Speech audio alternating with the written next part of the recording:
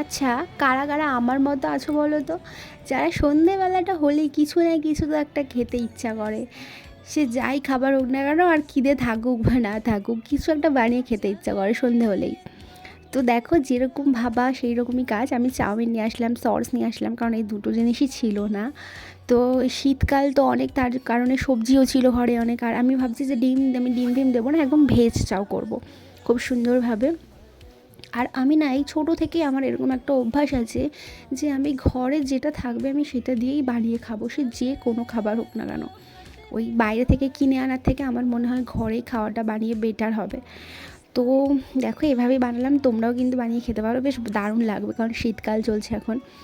আর একটা কথা, তোমরা কারা কারা চাউমিন খাওয়ার সময় চামচটাকে পাশে রেখে তারপরে হাত দিয়ে চাউমিন খাও, এটা একটু প্লিজ কমেন্ট করো। আর সবাই ভিডিও দেখে চলে যাও, একটুখানি সাপোর্ট করো তোমরা।